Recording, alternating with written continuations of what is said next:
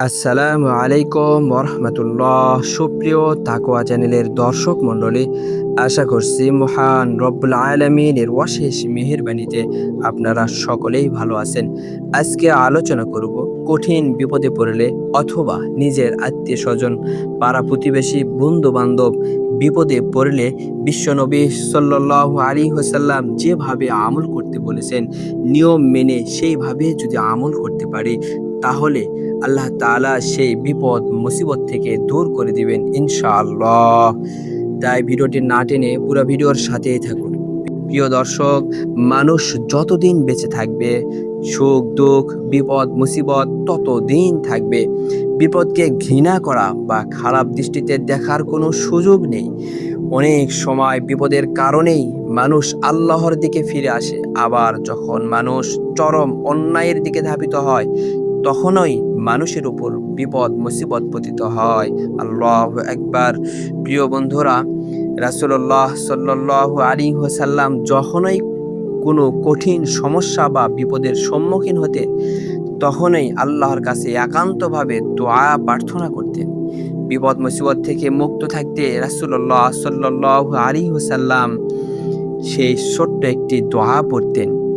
দোয়াটি পড়ার আগে পাক পবিত্রতা হয়ে সুন্দর করে ওযু করে একান্তভাবে জায়নামাজে বসবেন। তারপর 10 বার আস্তাগফিরুল্লাহ পড়বেন। এইভাবে বলবেন, আস্তাগফিরুল্লাহ, আস্তাগফিরুল্লাহ, আস্তাগফিরুল্লাহ। তারপরে 10 বার দরুদ শরীফ পড়বেন। ছোট্ট একটি দরুদ শরীফ পড়বেন।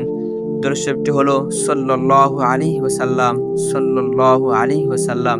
তারপরে হাত তুলে একান্তভাবে আল্লাহ তাআলার কাছে এই দোয়াটি বলবেন, ইয়া হাইয়্যু ইয়া কাইয়্যুম বিরহমাতিক আস্তাগীস।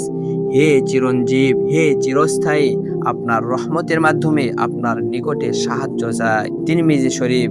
সুবহানাল্লাহ। যদি কেউ কঠিন বিপদ মুসিবতে পড়ে থাকেন, তাহলে এইভাবে যদি আপনি দোয়া করতে পারেন, তাহলে আপনার বিপদ মুসিবত সব দূর হয়ে যাবে ইনশাআল্লাহ। প্রিয় বন্ধুরা, আবার তিনি যখন দেখতেন কোনো মানুষ বিপদে পড়েছেন, তখন তিনি তাদের বিপদ আপদ থেকে মুক্তির জন্য এই দোয়া করতেন। হাদিস শরীফের মধ্যে এসেছে, হযরত ওমর রাদিয়াল্লাহু তাআলা আনহু বলেন, রাসূলুল্লাহ সাল্লাল্লাহু আলাইহি ওয়াসাল্লাম বলেছেন, কেউ বিপদগ্রস্ত লোক দেখলে বলবে, এ দোয়া পড়বে, আলহামদুলিল্লাহিল্লাযী আফানি মিম্মা ইবতালাকা বিহি ওয়া ফাদ্দালানি আলা কাসীরিম মিম্মান খলাকা তাফজিলা। প্রিয় বন্ধুরা, সুতরাং কঠিন সমস্যার মুখোমুখি হলে নিজের জন্য প্রিয় নবী সাল্লাল্লাহু আলাইহি ওয়াসাল্লামের শেখানো দোয়া পড়া, আবার যদি নিজেদের মধ্যে কেউ বিপদ মুসিবতে পড়ে, তবে তার জন্য হাদিসে বর্ণিত দোয়ার মাধ্যমে আল্লাহর কাছে ক্ষমা প্রার্থনা করা জরুরি। আল্লাহ তাআলা মুসলিম উম্মাহকে হাদিসে শেখানো দোয়ার মাধ্যমে দুনিয়ার যাবতীয় কঠিন সমস্যা থেকে মুক্ত থাকার তৌফিক দান করুন। পরস্পরের জন্য দোয়া করার তৌফিক দান করুন। আমিন।